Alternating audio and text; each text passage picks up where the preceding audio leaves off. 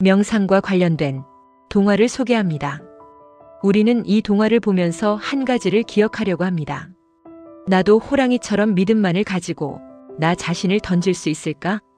그리고 한 가지 더. 왜 호랑이는 썩은 동아줄인 줄 몰랐을까?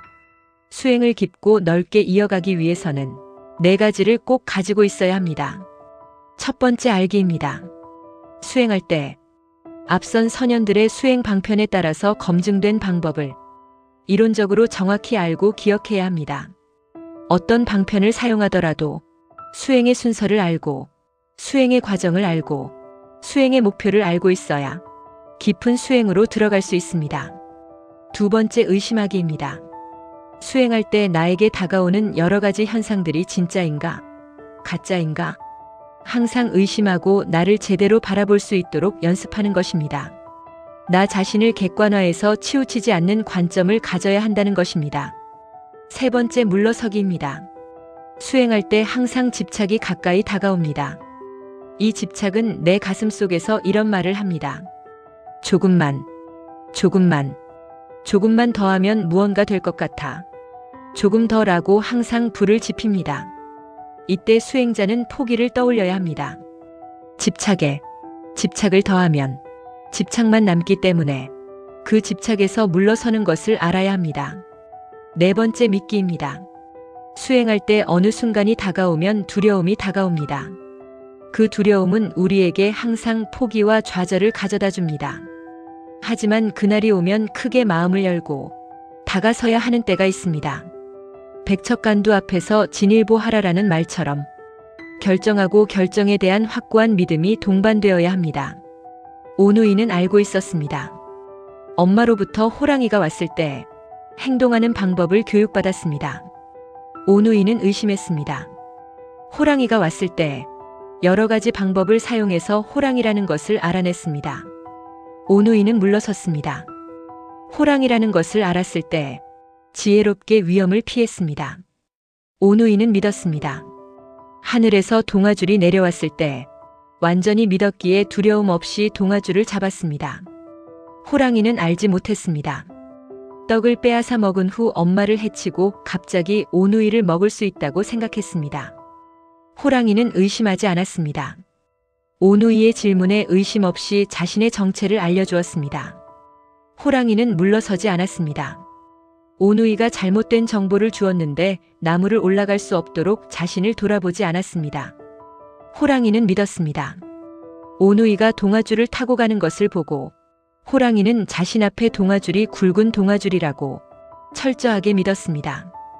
호랑이는 알지 못했고 의심하지 않았고 물러서지 않고 믿기만 했습니다. 맹목적인 믿음이 자신을 떨어지게 했습니다. 맹목적인 믿음이 썩은 동아줄인 것을 보지 못하게 했습니다. 자, 이제 동화 이야기를 들려드리겠습니다. 옛날 옛적 깊은 산속에 가난하지만 사이좋은 오누이와 떡장수 엄마가 살고 있었습니다. 어느 날 엄마가 장터로 떡을 팔러 가기 전 걱정이 되어서 아무한테나 함부로 문을 열어줘선 안 된다고 아이들에게 신신당부했습니다. 장터에서 팔다 남은 떡을 가지고 집에 가는 도중에 첫 번째 고개에서 무서운 호랑이가 나타났습니다. 호랑이가 떡 하나 주면 안 잡아먹지 라고 하자 엄마는 벌벌 떨면서 떡을 하나 던져줬습니다. 호랑이는 엄마가 고개를 하나하나 넘을 때마다 계속해서 나타나 떡을 하나둘씩 계속해서 뺏어 먹었습니다. 그리고 떡이 다 떨어지자 엄마까지 잡아먹었습니다. 아직도 배가 고픈 호랑이는 그 자식들까지 잡아먹으려고 엄마의 옷을 입고 집으로 찾아갔습니다.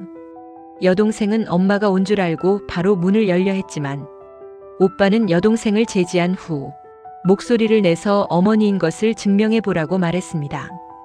호랑이는 쉰 목소리를 냈습니다. 호랑이는 목이 쉬어서 그렇다며 핑계를 댔습니다. 그래도 의심하는 오빠가 이번에는 손을 내밀어 보라고 하자 호랑이는 문풍지를 뚫고 앞발을 보여주었습니다. 이에 오빠가 이것은 엄마의 손이 아니라며 의심하자 호랑이는 오랜 시간 동안 일을 해서 손이 거칠어졌다고 둘러댔습니다.